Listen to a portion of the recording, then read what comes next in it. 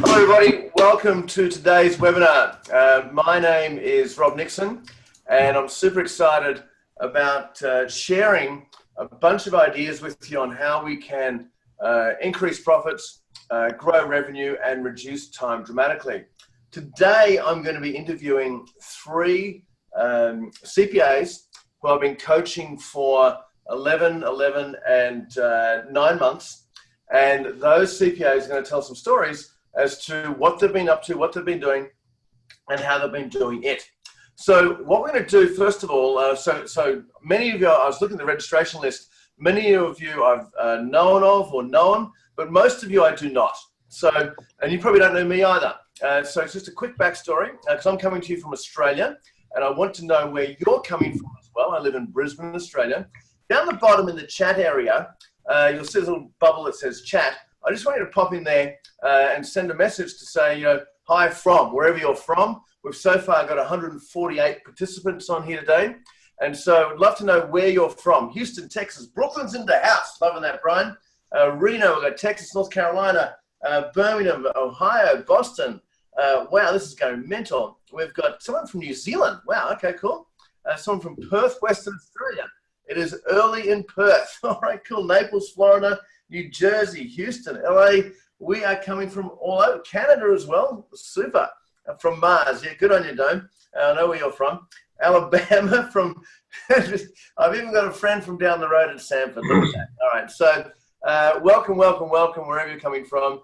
It's been my privilege for 25 years this month, 25 years this month, to work exclusively with the accounting profession and really help them build better businesses. Currently 18 countries, about 180,000. And my true passion is really coaching firms to be a success. And so what we're going to do is today I'm going to interview three firms. John Harvard is going first, and really get to know these guys a little bit, tell a story, where they've come from, what they've been up to. So please welcome John Harvard from Tallahassee. Hello, John. Thank you, Rob. Welcome. Excited to be here. Yeah. So, John, you and I met. We met last year. We started working together in July, and so now we're in May. So, what's that? 10 or 11 months.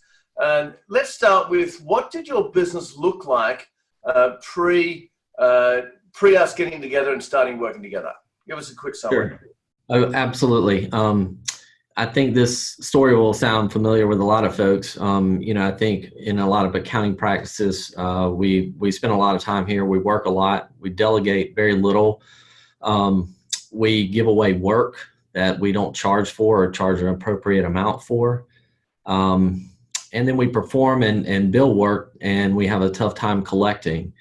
A lot of time was spent in crisis mode. We undervalued our services dramatically. So, a lot of that, just made for a very poor work and home life environment. Working hard, getting paid very little, and when we did bill, we had to work real hard to chase and collect it. So, that's where we started from, which is a pretty grim place. And how long were you in business for, John, up until now? That was my 11th year. It started with just me, added employees, and grew to some regard, but, not very smartly. We didn't scale very well, which is something I've learned from you. We didn't hire the proper personnel to carry out the work and to support the work or the higher level CPAs and things like that. So yeah, it was a little bit chaotic. It was not very intentional. And so that led to, a lot of the problems I described earlier. And John, for all the years, was it pretty much like that? Or is that a trend for just the last couple of years, or was that the trend for a number of years leading into that? No, I mean, obviously, as you grow, those problems start to multiply. Collections and AR and those things start to really compound and really make a difference, a more significant difference. But no, I mean, those were always struggles that we had within the practice, whether it was just when it was just myself, or, when we had 18 people. So it was very similar, just on a different scale. So let's talk some numbers. Revenue for calendar 17 was approximately what? 1.7. 1.7. So you came into this environment with 1.7 million, and headcount for that, did you say 17? Yes. And yes. what about profit on 1.7? It was, including, all owner in, it was, less than, it was about 250, So very much a labor-intensive business that is really chasing its tail, and busy. No doubt you're busy. On your personal time, what was your personal chargeable time? Oh, I was spending an enormous amount of time here. I mean, I was working well into the high 2,000 of hours, and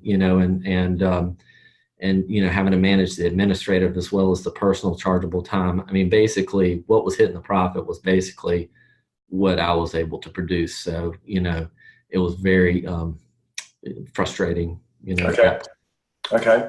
So let's fast forward. So that paints a picture of what it looked like. We engaged in July last year, was our first meeting. Fast forward now 10 months. Give us a description of what it now looks like. Yeah, certainly. On a personal level, I just have a little more time, or a lot more time. As we mentioned before we got started, I'm enjoying hobbies that I've not been able to do. I'm home in the mornings with my children, and at evenings, my wife and I have time together. So personally, it's meant a significant amount to just me and my family, and our quality of life has improved dramatically. And so that's just some of the things that you can't put a number on, but financially, we've more than doubled our profit from that point. We added about 400,000 more in work in 2018. And the profit was, the owner's benefit was well over 500. And I would say at this point, we did end up with about the same number of people and grew the revenue by 400,000. But we've since trimmed back, and our payroll will go down probably another $150,000 over the next 12 months, based on some of the changes in personnel suggestions that you've made. So even if we didn't grow another dime, there's 150,000 that's just going to fall to the bottom line based on some of the staffing that you've provided us. So for 2019 calendar, just fast forward sort of 6-7 months to finish off the year, what do you think the revenue will be and the profit will be? So 3 questions: revenue, profit, and your personal time. Sure. Again, my personal time has increased dramatically. I've learned to delegate more and do the things that are more in my wheelhouse. The things that we talk about. Can you bill $500 an hour for it? That's the stuff I should touch or can touch. And so prioritizing my work and working more strategically in the business is my focus at this point. As far as profit and things like that, I believe we're going to end up over 2.5 million for the year. And, we should push, 800,000-900,000 in profit based on those numbers. Mate, this is an awesome turnaround, from, we've got all the mix of things going well. We've got personal time, we've got hobbies. You said your golf game's improving, which is great news, and looking forward to that. We've got more profit, more time, more enjoyment as well. And so great, awesome results. Let's dig into which everyone wants to know about is, so what made the difference? What have you actually done differently so far in 11 months working together, 10, 11 months? What are some of the key projects you've implemented, the things you've done that have made the difference to this fantastic result? Sure. I think becoming clearer in our, I think it's, you've even admitted this is probably your least favorite meeting that we have, but the one where we dove really into the processes, the tax season processes, that just allowed us to do some really planning and be thoughtful about our busy season. And I think that has it was a much less, we landed softer on April 15th than we ever have. And I think it was because we were intentional about what we were doing, who was doing what, so that was something that was really impactful. Obviously coming out of that busy time, it's the one that sticks with me the most, but there are other things too. Just the thoughtfulness in how we should staff to scale going forward. And, now that you've mentioned them, they seem to be very obvious things. But for 10 or 11 years, I kept pounding the same thing over and over and over. And I'd say the other thing that's been very impactful is pricing up front and, letting the client know exactly what we're going to do, and how much it's going to cost, and they'll either accept it or they won't, and also getting the source of payment up front as well. The last 2 years, we've collected more than we've invoiced. We've been able to go back and get some of that old AR. So, things that I thought were dead and gone are kind of reviving themselves. And so, again, very simple things, but very impactful to the bottom line and to our time management around our office. So let's dig in. By the way, we've now got 175 participants, which is fantastic. In the chat area, if you want to ask very specific questions, by all means, I may not be able to get to all of them, but pop the questions in the chat of John or Shannon as Shannon comes on stream in the next sort of 10 minutes as well. But John, can you dig a bit deeper? You're right.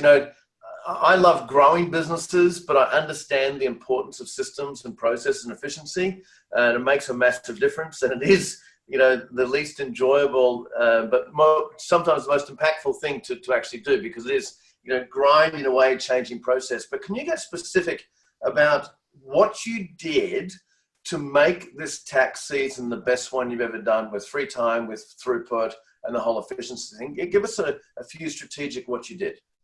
I would say one of the things that we touched on that was helpful is just, I have sort of a quality control person, a person that does all the review.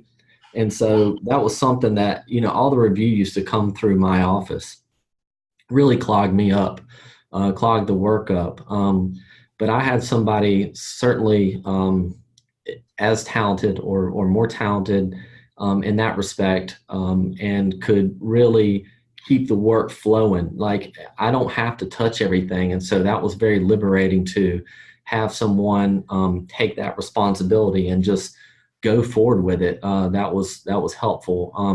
Having people in between, the tax preparers and the client to retrieve and go get some of the missing items, I think is very, very important as well. The CPAs or the higher level staff don't need to keep calling and banging on clients for missing documentation and those types of things, which frees up their time to keep working through some of the work. And then just, before we started, everybody knows what their assignments are. They know the due dates. They know the priorities. Just like you say, just being really intentional about the workflow has been really good. And then, when somebody needs something, pausing at that time and saying, yeah, I'd love to do this for you. Glad to do this for you. This is when I can do it by, and this is how much it'll cost. Would you like to move forward and let's get paid or not? So again, simple things, but it certainly saves a lot of administrative time. Chasing documents that you may need saves a lot of administrative time. Chasing payment saves a lot of time doing work that you may never get paid on because they never intended on paying you in the first place. So again, simple things. We give away so much work, I'd like to say that I'm 100% removed from that, but I even have to kind of pause sometimes and say, no, I can't do that. We need to charge for this. kind of thing. So valuing our time. Cool. So scheduling work, administrative people doing admin work associated with accounting work, pricing up front, paying up front, saying no, being intentional, as you said. A couple of quick questions. Brian asks, did you change any of your service offerings when you determined certain services were less profitable? So in other words, did you cut some services out if you found they were less profitable? I think what we did was we didn't really cut services. We may have cut clients. We did find clients that aren't going to fit the mold, aren't going to act and interact with us the way we want them to. When we have, our ideal client, they'll either fall in line or they won't. And so I think that we were pretty set on the type of work we do. I think it's just how we did the work, which was more important. And if the client didn't fit, then we had to be comfortable to walk away. Yeah. Okay, cool. Which leads into another question from Jason. What are some examples of work you were giving away, and how did you start charging for it? I mean, anything. I mean, honestly, somebody would come in and, we would talk about making an S election, and I would say, of course it's 2 sheets of paper and a couple of signatures from them. But again, it's not the work or the time, it's the value of what that's going to translate into dollars to them. Dealing with certain tax notices and things like that, pausing, like, this isn't on us, it's on you, and we're going to be glad to handle this, but we need to let you know that this is what it's going to cost. Simple questions, updating personal financial statements, all of those things were, every phone call that we got that we could answer the phone, we were essentially giving it away. We should pause and then get back with them, say, this is what it's going to be, glad to do it, this is what it's going to cost, Awesome. Cool. Sherry asks, how do you manage the change when you're dealing with the backlog from growth?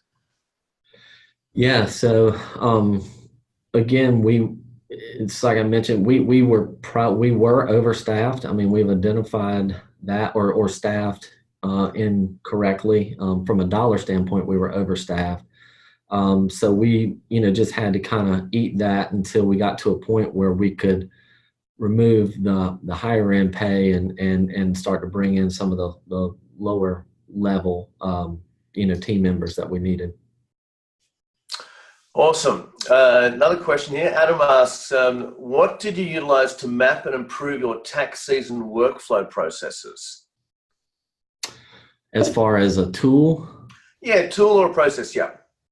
Yeah, I mean, I think we basically, one of the things we did was with the Post-it notes. I mean, it became very obvious, we were circling back and doing things and being redundant, having people, doing a visual of what your process currently looks like and challenging that, and challenging not only the process, but the people performing the process. I think the McDonald's video is something that always, I think about, is how efficient they were. But they just kept becoming more and more efficient when they just studied how the work flowed through their office. And, that takes time. And I still think there's a lot of room for improvement there in our office. Yeah. So if you think about what you're doing here, John, on transforming this firm, and if I could summarize, all the work we're doing together, it's really this, right? We priced the job up front. We dramatically reduce the time by being super efficient. And then we refill that capacity with value-based fees work, and then we do it again and again and again. And so consequently, the numbers improve dramatically, the time improves dramatically, and of course, the client gets a better service. At the end of the day, the clients get a better service in all of this. So it's awesome, John. It's really cool, really cool. I think one of the things that we did, I believe it said, maybe not the last one, the time before, was the reality that we were becoming so efficient that we could possibly run out of work. Mm-hmm. And before, I was a little intimidated or slowed to sell work because I was like, who the hell is going to do it? now you kind of instilled another fear of like, okay, after September, what are we going to do? Because we've become that efficient. Some of that we filled with some free time, but also, there's some opportunities within our current client base that we could really capitalize on. Absolutely. It's a common theme, so if you look at what you've done, John, we've taken it from 1.7 with 17 people to 2.5 with less people. And that all drops to the bottom line, which is great. But as you've discovered, but when you start really focus on efficiency, 20, 30, 40, 50% is not uncommon on being more efficient. So you do need to refill the work. Brian's asked a question, which is a really good one. They're all good questions, I should say. Did you remove yourself from client contact and get the managers to deal with the client? And was it hard to transition the relationship? So talk about that. Yes, we do. Sort of the way, I have, four other CPAs here, and they basically have the clients that are assigned to them, and they are, doing the day-to-day communication with the client. And I'd say probably 80% of their book, they do communicate without, me being a participant in that. Occasionally I'll get client contact, but for the most part, that's where the communication goes. That's their first line there. Or we have, some accounting, bookkeeping, accounting folks that also have their clients that they service. And so one of those two stops before it eventually gets to me, but it's more likely going to be there. And again, that's something that's a process too. It doesn't happen overnight. Those relationships need to develop, but we need to create an environment to allow that to happen. And before, I held on to everything, and so there was no way it was going to happen until I released my responsibilities from that. Yep. Cool. So let's talk about the next big plan before we get to Shannon. You said to me at our last meeting, so we meet every 3 months face to face. We meet on Zoom as well all the time. But you said, I think it's time to do what? What's your big plan going forward? Sure. Well, I think that it's just, a little bit of a I say scary time, but actually it feels very natural to, sell, some of this book that's not, ideal to me and to what we've identified as the ideal clients. I've let these relationships kind of come together with the client managers. And I think this is an opportunity for me to, what we call sell the tail, and then, me keep the ideal and continue to grow my ideal clients. Cause, even though we've made these changes, there's still clients that aren't perfect for what I foresee as my ideal client. And so I have, some buyers that are walking around my hallways right now who would gladly take them on and put a little money in my pocket too. So just to, because it is a decent number, what are you planning, what dollar value of your firm are you planning to sell to your current managers? I'd say 2/3 of it, 2/3, and me keep 1/3. Yep. I think that it's something that we're having some pretty serious discussions on right now, and what that looks like and the timing. So it's an exciting time. Yeah. But a little pruning, I guess, is what we're doing. That's awesome, mate. And I know you've been inspired by the stories of firms who've done the same thing.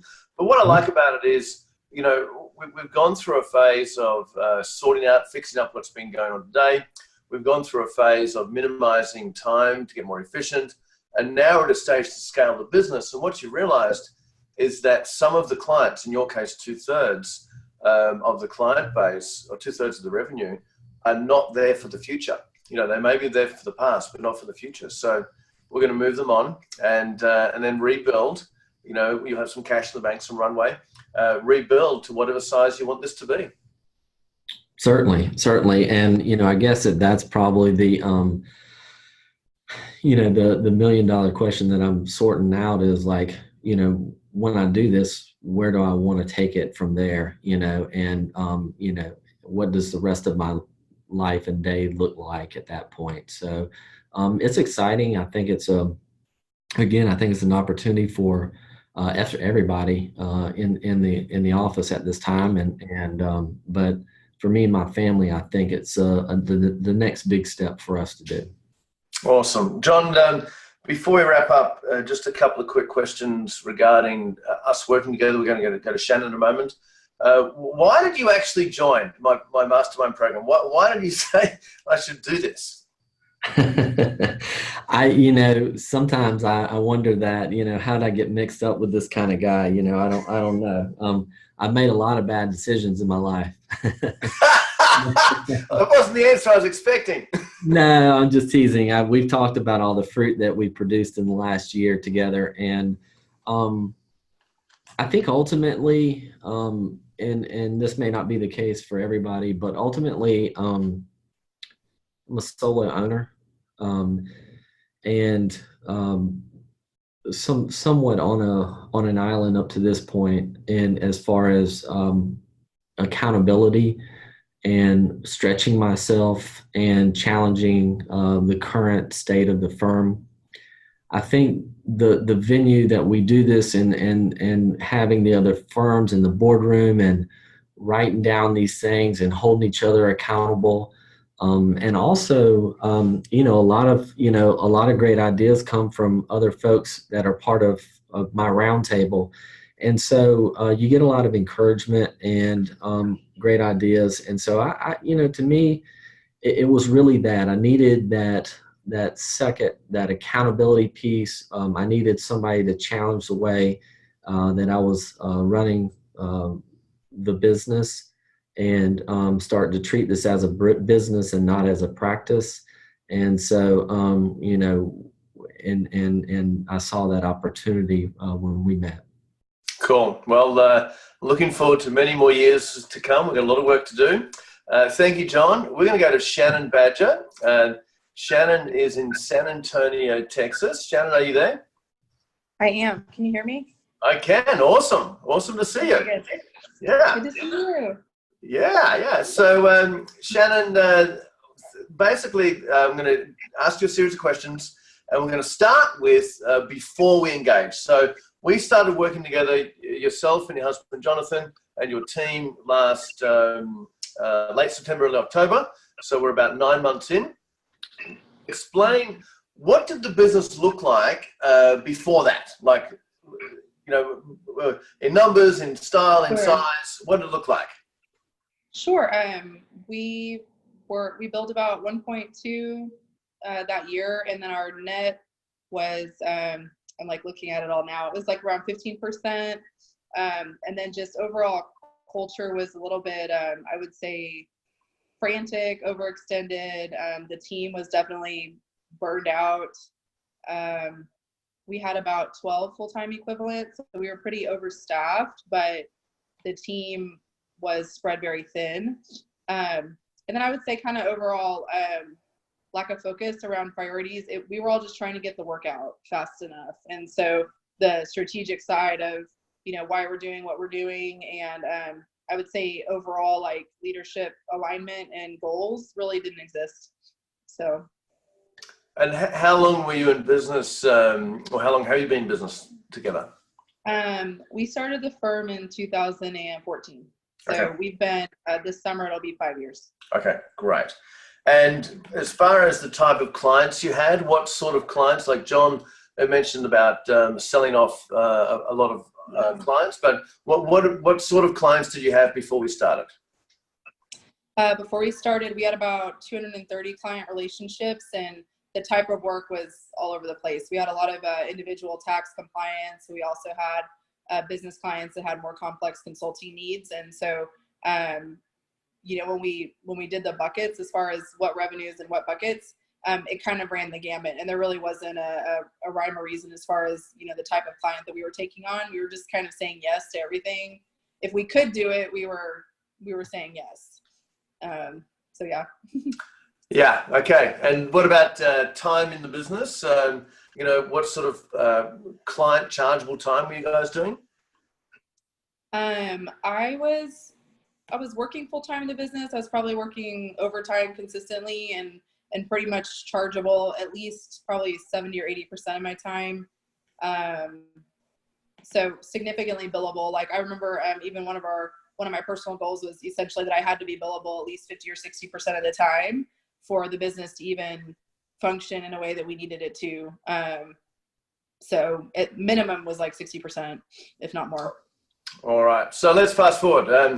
We're now 9 months in as far as working together in my mastermind coaching environment. What does it now look like? So one of the most interesting things is, so we've already, through April, our revenue was already 700. So we're on pace to probably double almost from prior year. And then our net income through April is already more than our net income was for all of 2018. Okay. So our actual profitability, yeah, it's like comical. So our net income as a percentage is around 35%. And that's through April. So the actual performance and profitability of the company has changed significantly.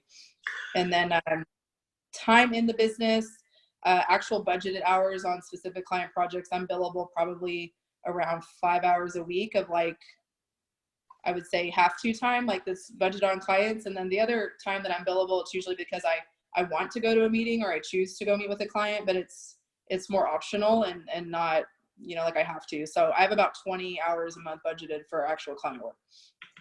So revenue is on track to double, right? From 1.2 to 2.4. At 35% now on revenue, that's about 800,000 profit versus about 200,000 profit. So that's by 4 times. And time. And so what do you think chargeable time is down to now? For me, it'll be like, I'm probably chargeable maybe 40 hours a month. Not a lot. So a lot more of my time now is spent on, new client development and more strategy. And a lot of the projects that we're trying to, basically push across, I'm more focused on that right now. So I'm billable definitely less than, maybe 10 or 15%. Awesome. Not a lot. And what about the headcount? Before we started, the headcount versus revenue was way out of whack, right? There's way too many people revenue. What does the headcount look like now? So how many people do we have now? So we have 14 full-time now. So we've added a few people since we've started.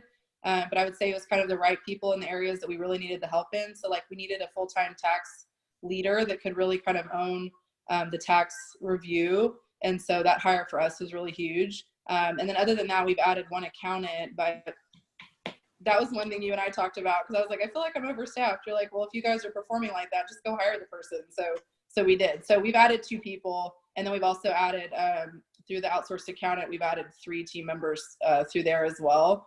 And basically each manager has a team member from the outsourced accountant on their team as well. So we have added 3 people there. So 14 in total, 11 stateside, 3 in the Philippines, which I know is working awesome. That's unbelievable results, right? The results are fantastic. They're consistent, that we, overhaul the way the business works. But let's dig into the detail. What have you done differently in the last 10 months to make this dramatic turnaround? I would say the biggest things for us specifically was we aligned all of our clients in buckets, much like John's talking about, identifying the clients that we wanted to keep. And so at the end, it was, I think, November of last year, we sold about 2/3 of our business. So we actually went from 230 client relationships, and I want to say our average billing, like overall, was maybe 2,500, down to keeping like our best, it was around 85 clients. And then our average billing across those clients was, around 18,000 or something like that. So we sold about, it was between 10 and 15% of our total, revenue. But to be honest, like once we sold that, we brought in a few business consulting clients and we replaced the revenue really easy. but now we're managing, 85 relationships instead of 230. And our average client, like after April, our average client size is around 25,000. So it's just higher quality of work, and we can go deeper in fewer relationships. So I think just from a work-life balance and client service, it's really been great. Awesome. So that was a decision we made early on, to get rid of, as John said, retail. And that freed up a ton of capacity for sure. Yes. But also put a few dollars in your pocket, which is great. But the big thing was you ended up with a better quality client base, to work from. And naturally, the average fee per client jumped straight away. And then you mentioned that you put a floor limit, I think you said, of $25,000. Unless you can be a $25,000 client, we're not going to deal with you. How did that go down talking to existing clients, right? That one there. Well, we had some clients that we knew would never get there, and it was kind of the individual tax compliance work. What we discovered was that really isn't our sweet spot. It works really well for some firms, but for us personally, we couldn't do it in a way that was efficient and streamlined. And so if a client's needs was only around personal tax compliance, we referred them out automatically. Then we had some business clients where there was maybe only a handful at that point that were business clients that we didn't do other work for. And we just said, we're really focusing on business consulting work and clients that we can help manage their finances all year round. And so these are the other services we can provide, like financial forecasting, monthly meetings, that kind of stuff. But that's really what we're focusing on. And if that doesn't, work well for you, we have, this wonderful referral partner that we can send you to. I think it was kind of scary at first, but it really wasn't bad. Most clients understood. Or they didn't want to pay the fees, so they were just happy that we had an alternative for them. So I would just say, I saw one of the questions was about, referring people and how that went. And I think that if you can build a relationship with a really great referral partner, I think what we've talked about is like, our goal is just to always leave everybody better than they were when they came. So it doesn't necessarily mean that we're going to say yes and take them on as a client, but, maybe we can, pair them with somebody that will be able to meet their needs well. And that's okay. Like, everybody doesn't need to be our client. And I would say overall, just getting comfortable with saying no. I think that when you first start, you just say yes to everything and you're trying to grow revenue. We become obsessed with this revenue, and you don't want anybody to come in and then not be able to close that client. And so we kind of had to get away from that mentality and get comfortable with charging what it's worth. And if someone says no, that's okay. So our conversion rates have gone from probably 90% down to maybe 50% or 40%, much lower. But we're okay with that. And I think that there's a confidence in just, this is what we do really well. These are the clients that fit us well. And the team is happier because they're focusing on the type of work that they really do well. So it's been overall really great for us. Awesome. So there's been a few questions come through on pricing. So how are you getting to the price for what you charge? How do you come up with the actual project price? The monthly recurring revenue price? How do you come up with the price? We've been trying to price off of a 250 AHR. And so when we have a client that has a monthly accounting process, we'll basically back into how much time we think it's going to take, and then we use about a 250. If it's a different project, let's say a financial forecast or something that maybe adds more value, we might try to go for more a 350 or 400 for certain projects like that. But most of our monthly accounting is around a 250. I'm laughing. Scott Aber posted about 11 people for only 1.2. And it's yes, we were that inefficient originally. It's shocking, I know. We just kept hiring people to do work, and it was unprofitable work. And so we were just so overstaffed. It was totally crazy. We've fixed that now. That's good. Scott, no, I'm just laughing. No, I don't take it personally. It just made me laugh. So George has asked a question on outsourcing, and I just want to clear up outsourcing versus offshoring. And the question is going to be, why did you do that? Typically, outsourcing is when you send work to a bureau and you don't know who's doing the work. Offshoring is where you've got your own permanent team working just for you. You've set up offshoring. You've set up 3 employees in the Philippines to work just for you. Why did you follow that strategy? It's a great question. It was something that we sort of tested with 1 or 2 people, and so far we've had, really positive experience. I will say a few years ago, we tried outsourcing, meaning we tried to take work, and send it to another company that was going to manage all of our like bookkeeping type work. And then the quality of what came back was poor. And I think mainly the breakdown in that, in my opinion, is that you lose like the actual supervising and training of the work when you fully outsource the work, because you're expecting to send it off somewhere else and then have them complete it the way you want it and send it back. And you don't really have a hand in like that process. And so it was not a good experience for us that time. So in this instance, we have, through that company, we have 3 designated team members that each report to one of our team members here.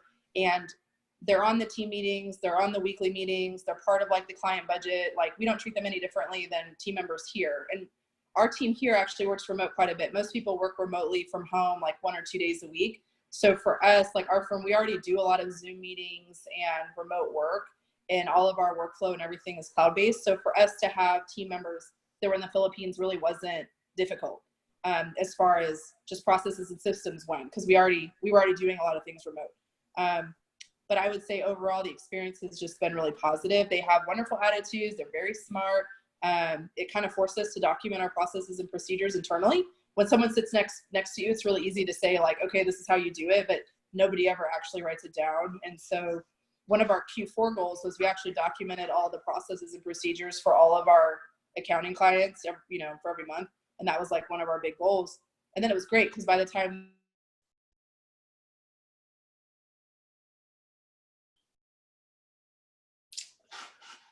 Who froze?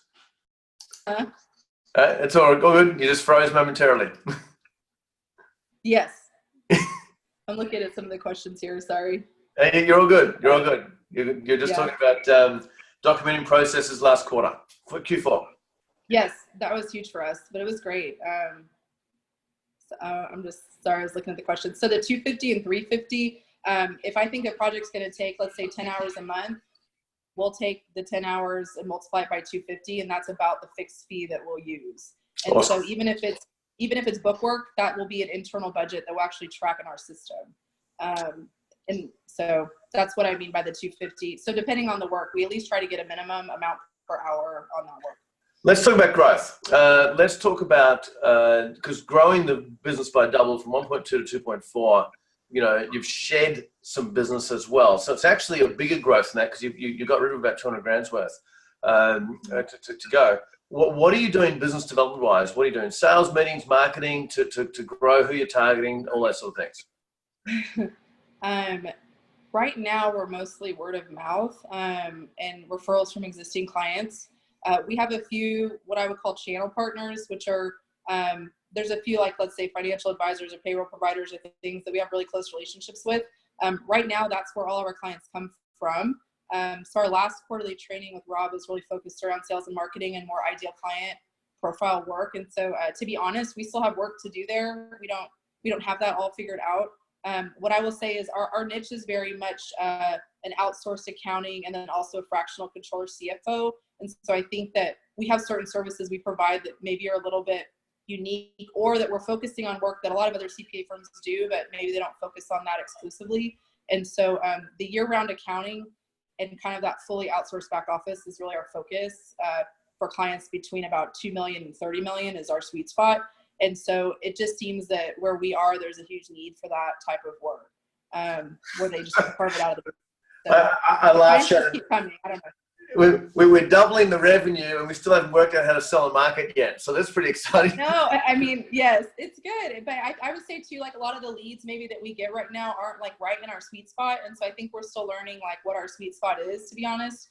One thing we talked about is niching, but like, should we niche certain industries? And that's something that we're talking about now with our team.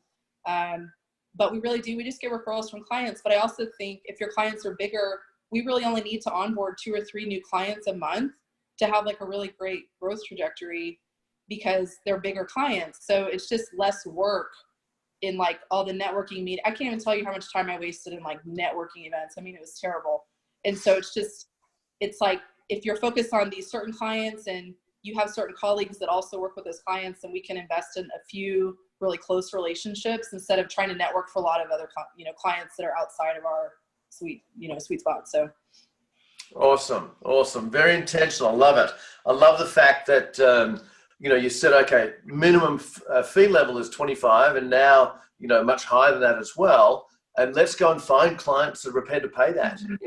I got a text. I got a text from a firm I coached last night in Australia, and he just met a prospect from his marketing. They do about $10 million in revenue, worth a truckload. Had no idea what the numbers were, and he said, "How can his current accountant not even help him?" And I text back to Justin. I said, "Well, they haven't met you yet, mate. There's a lot of accountants out there not servicing their clients properly, and they're easy for the picking, as you've discovered." Mm-hmm. Yeah, yes. Exciting time. So, why did you join working with me? Like John gave a smart aleck answer. What's your answer? We struggle with alignment, I would say, at the owner level. So I work with my husband, and I don't know if there's anybody else out there that works with their spouse. So my husband, I love him, and he's amazing, wonderful. But we struggle with just alignment at the owner level as far as prioritizing work, and also, I mean, you all know there's like 50 things that you want to do better in your company, and sometimes you almost can't get traction because there's just so many. It's really challenging to prioritize and focus on a few things. So a lot of it for us was alignment for us just as a couple, so that we could have these quarterly discussions, almost like a board meeting, for lack of a better word, and we could have that owner meeting once a quarter and decide, okay, this is what we're focusing on this quarter. And so the prioritizing and the alignment is probably one of the biggest reasons, and then the accountability is another huge piece. We were joking because one of our quarterly goals is to refresh our website. And today I was like, oh, I don't want to do the website. But the fact that I know I'm going to see people in a few months and have to own up to the fact if I don't get it done is a really good motivator for me. Whereas before, I think I would have put it off another 6 months and so I think just for me, it's accountability rhythm is really important for us, and having that quarterly accountability and goal setting has just been huge. So. Cool. Well, let's talk briefly about that, and then I'm going to bring you both open to wrap up in just a couple of minutes. So, first of all, the way I work, and John and Shannon have mentioned a couple of things here, is I hold you accountable. You're in groups, in a pod, in a mastermind environment, 8 firms at a time. I currently have 6 vacancies for this year, and that's it. I know, Shannon, we've got, I think, 2 spots in your group. We've got 1 in your group, John, and a couple other groups as well. And, you need to be a firm that is motivated, right? Typically, I'll take on a client from about $500,000 to $5 million, but normally around $1 million plus. But that's not the main benchmark. The benchmark is you need to be enthusiastic and motivated, wanting to change, right? You want to change your business model. As I often joke, the level of pissed offness is high enough to make a change, right? Yeah. So, Yes. and then you're in an environment where we set a business plan first. We meet 8 times per year in a face-to-face and a Zoom environment, and would love for some of you who are ready for that and ready for that now. And by the way, I charge $5,000 per month with a 5 times guarantee. I expect you to make at least $300,000 profit every year increase. Otherwise, you don't pay.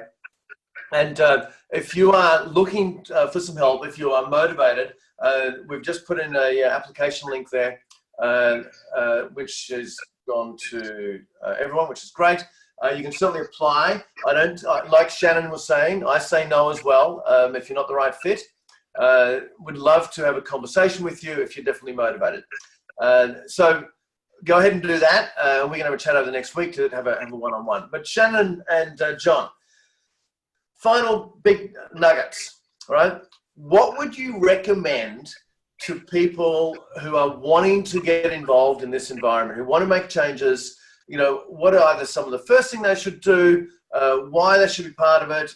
What would you recommend to others that are looking? So, Brian, just before we get to that, I did mention minimum 18 months, but typically you're going to be working with me for the next 2 to 3 years. So, Shannon, wrap it up, and then John's after you. What would you recommend to firms contemplating making all these changes that you've made? Sure. To give some clarity around where we were too when we joined, because I think it's important, but our firm was not making that much money. We were going into like the end of the year, which is really slow for us. And we were also implementing CCH and spending a lot of money on technology. So for us at the time, when we were looking at joining this program, financially for us was a legitimate stretch.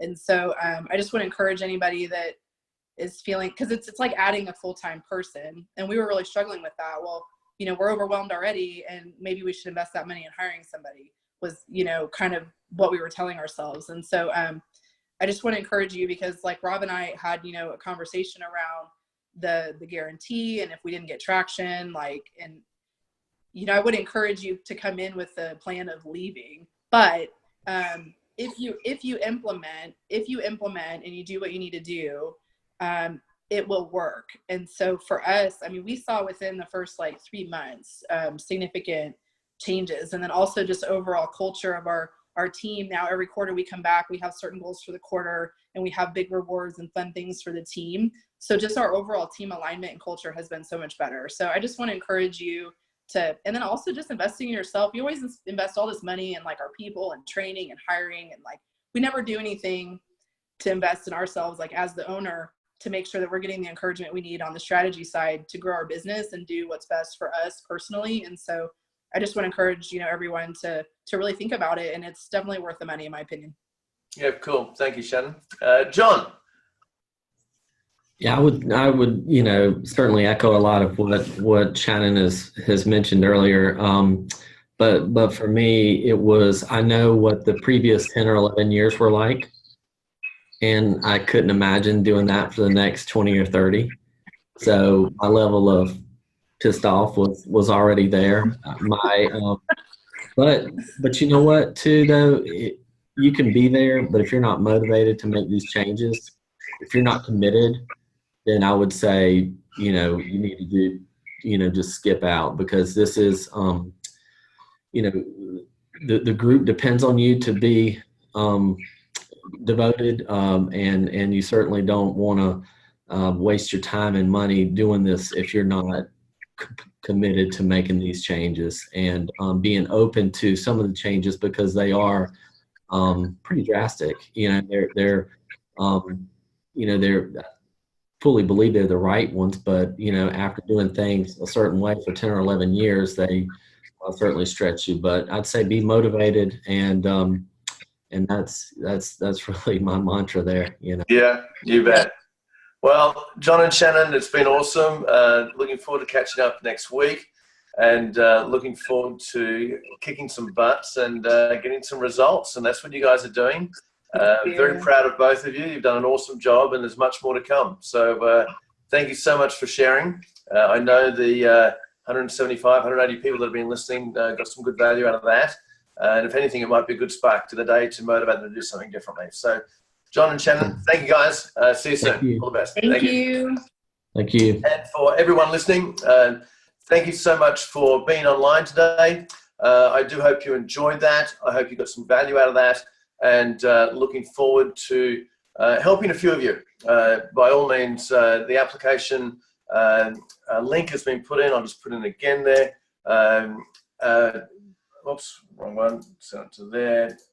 By all means, go ahead and fill out an application and ask some very detailed questions about what some challenges you've got, what issues you've got, what is your motivation for doing something like this, and then we'll have a one-on-one chat, and then take it from there, yes or no. So thank you, everybody. Hope you enjoyed that. All the best, and good afternoon or good morning, no matter where you're from. All the best. Bye-bye.